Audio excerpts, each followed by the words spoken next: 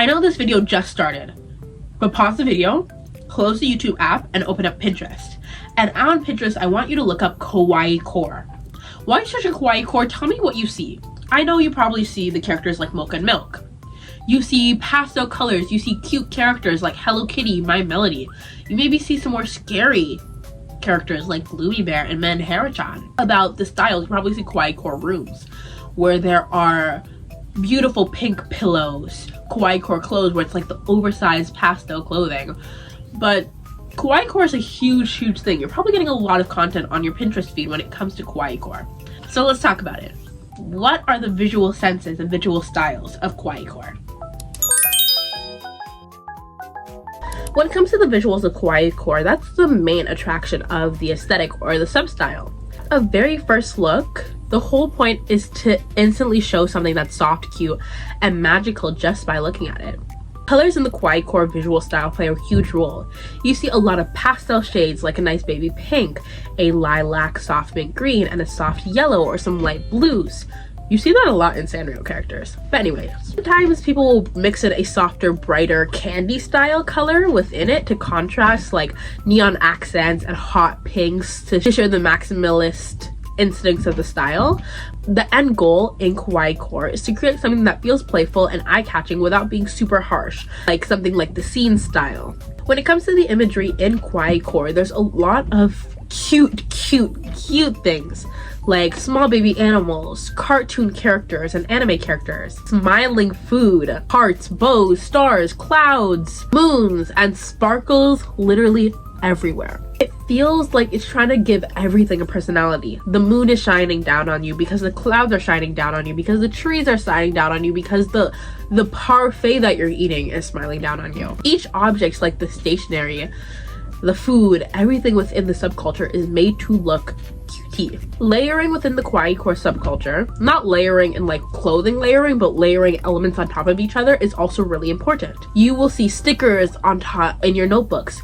You will see patterns on top of patterns on top of patterns, and a mix of textures all into one space, which is very chaotic, but it's adding to that maximalist style that is found in the Kawaii Core visuals.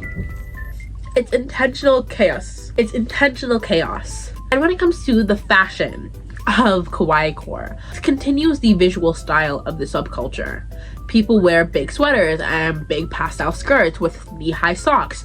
Very early 2000s anime fan art core with the accessories as well, which are very important. You have your hair bows, you have your clips, you have the plush bags and the jewelry that looks like candy. You've seen my gummy bear candy necklace.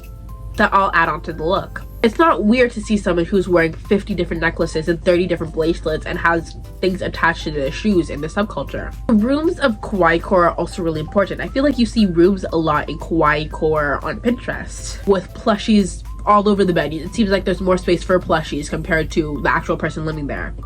Fairy lights and light pastel bedding, with their phones, laptops, and gaming setups also decorated with stickers and many different accessories. The visuals of Kawaii Core are about creating a world that feels comforting and nostalgic, kind of like you're stepping into a nice, beautiful dream, which adds on to the next topic, which are the keynotes of Kawaii Core. So the keynotes of Kawaii Core, at its core, the core of Kawaii Core, it's all about emotional expression and identity for many people. It's more than just looking cute. Don't get me wrong, it can be looking cute for multiple people, but for some other people it's more. It can be about comfort. A lot of people are drawn to Kawaii Core because it seems safe and it seems gentle. The soft colors and cute imagery is reminding people of their childhood.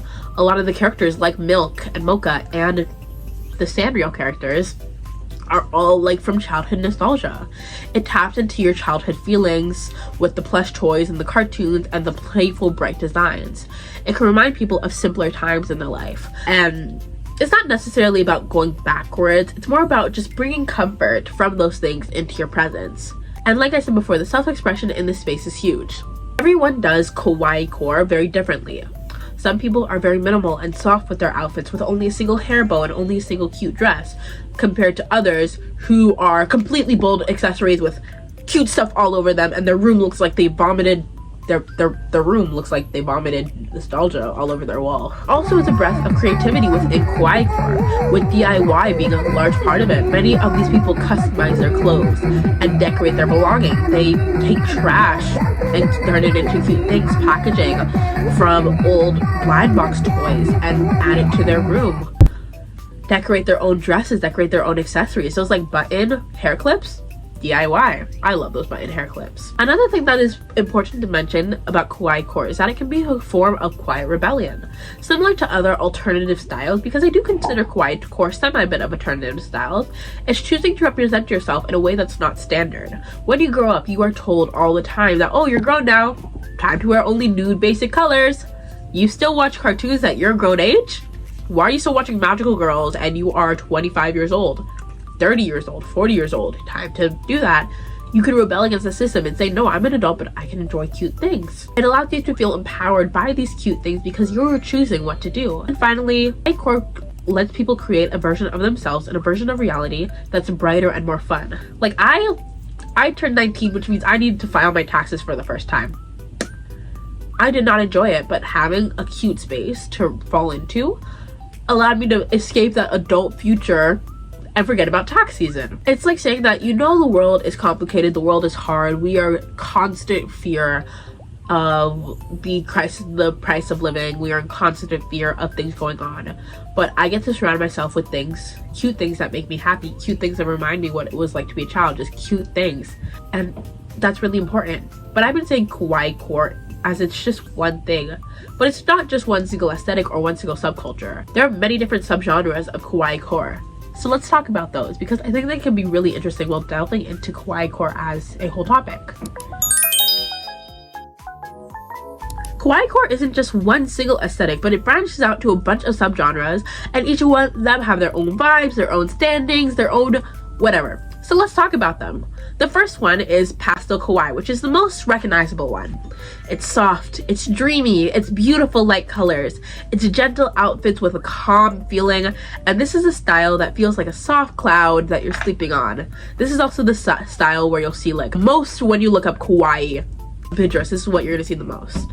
The second one is the Decora Kawaii style. And I do know that Decora is its own subgenre, like its own alternative style, but I'm still adding it to this video because it can overlap with Kawaii Core. And it's the complete opposite end of pastel kawaii. It's neon colors, huge flashy colors, with a bunch of accessories. It's loud, it's colorful, and it's about extraness. People layer tons of accessories on top of tons of necklaces, on top of tons of bracelets, on top of tons of pins. It's bright colors that clash in such a wonderful way, and it still works. It's chaotic, but it's super fun. Next up is Yami Kawaii, which is kawaii but with a darker twist. It mixes cute visuals with a more adult theme. You'll see like something like a cute pastel outfit paired with the representation of mental health struggles. There might be a razor blade in the outfit. It talks about the struggles of existing, you know? It's cute on the surface, but there's a deeper message underneath. Next up is Fairy K, which is a popular substyle which is inspired by the 80s nostalgia, especially with old toys and cartoons like Care Bears. I fucking love the Care Bears. The colors are soft and dreamy, but there's a retro feel with vintage looking pieces that add to the dreamy styling. Next up is Girl Kawaii, which means gross cute or grotesque cute. And it's a little different from Yami Kawaii because Yami Kawaii does focus on more mental health issue sides, and then Girl Kawaii is just gross. It's gross. I don't like Girl Kawaii. I know there's so many people who like it. Fuck Girl Kawaii. Sorry. But it may include things that are a little weird and unexpected. It still presents itself in a cute way, but it's more niche, and it shows how flexible this aesthetic can be because you have one end where it's pastel and cute and you have the other end where it's gross. I know there's so many people who like Girl Kawaii. I do not like it. I'm sorry. There are many different cores of Kawaii Core, but a lot of them are internet based nowadays because Kawaii Core grew in popularity in the 2020s and a lot of people started to create their own styles. Kawaii Core and its influences are a blend of gaming and anime and cyber aesthetics, and some people mix Kawaii Core into their fashions. You can see a mix of Kawaii Core and Garu fashion, Kawaii Core and gothic Lolita fashions, minimalist style, streetwears, whatever you think. And it's cool that Kawaii Core kind of has no limits, and it's constantly evolving because people are constantly remixing and adding their own influence to it. But where the fuck did Kawaii Core even come from? So kawaii culture started in Japan. It's called kawaii culture. I'm not surprised it started in Japan. And it's a lot further back than people think. It actually started in the 1970s. There was a trend among young students to write cute in a cute rounded style. It was playful and different compared to regular writing, and it quickly became popular all across the countries. By the 1980s, the concept of kawaii had grown into a full cultural movement, with cute characters and soft designs and playful branding appearing everywhere. This wasn't just a small trend anymore, but it was a huge part of everyday life in Japan. Throughout the 90s and early 2000s, kawaii culture continued expanding, showing up in fashion and toys and media and even the advertising across Japan. At the same time, Japanese pop culture, like anime and manga, started reaching global audiences, which spread the idea of kawaii and kawaii core worldwide. It was no longer just contained within the nation of Japan. And as the internet grew from the 2000s all the way to the 2010s, especially in the 2010s, kawaii started to see a blending of online subcultures and online aesthetics. On platforms like Tumblr and Pinterest, and then later on to TikTok and YouTube, it played a huge role into shaping what we now call kawaii core. People from different countries all over the world started interpreting kawaii in their own ways. They mixed it into their own local fashion trends, into their own local cultures, and their own personal styles. That's how kawaii core became less of a strict cultural only Japan movement, and instead became a more global and internet-based driven aesthetic. Today, kawaii core mostly lives online. And it obviously does pop up in real life, and it showing through people's fashion, through people's room decor, and through people's creative projects. It continues to evolve because it's not controlled by one group and one set of people, but anyone can take part of kawaii core and be in kawaii and make it into their own. It stands out as a specific Japanese cultural movement, but today it's a huge mix of history, internet culture, and personal creativity, and that's what makes it so interesting. But I've been saying kawaii core, and not the kawaii subculture. Is kawaii core even a subculture? So the point of this video is kawaii core a real subculture? And the straight answer is honestly, it's up to you. I know there's a lot of talk online and even in person whether kawaii core is a real subculture or not, and I'm not trying to get into the real nitty-gritties of it. If you think so kawaii core is a real subculture, that's great. And if you don't think it is, that's also great. I don't care. It's something that people can participate in, and it shares aspects of a truly soft culture. Many people do say it's not a subculture. And, well, I said that the history has existed since the 70s in the kawaii culture side of it. Kawaii core, like when I told you to look it up on Pinterest in the beginning, is kind of like a TikTok aesthetic. It doesn't mean that you can't dress in kawaii, and it doesn't mean that you can't participate in the kawaii culture. But does it truly have aspects of a subculture? Like I said before, the honest answer is up to you. Kawaii core from the 70s is not the same as kawaii core as we see right now. Two very different things. And if you see either or as its own subculture, I don't care. I don't care. I'm not the fashion police. I'm not the subculture police. There are many people who are more educated than me when it comes to J fashion and J culture. There's so many people who agree with me, and there's many people who won't agree with me. But at least, again, my personal take, if you believe kawaii core is a subculture, then it's a subculture. And if you believe it's not, then it's not. Who cares? I'm a random girl on YouTube with 1,000 subscribers. I don't really have a say in a lot of these things. But so what now? I'm going to combine the so what chapter with the outro chapter just because this is a shorter video than usual. But I want to talk about cute things. I love cute things, and that's the whole reason I made this video. I freaking love cute things. And I know if you watch this page, you probably love cute things too. Look at my room. This is only one peek into my room, but you can see how much I love cute things. I love being cute. I love cuteness altogether.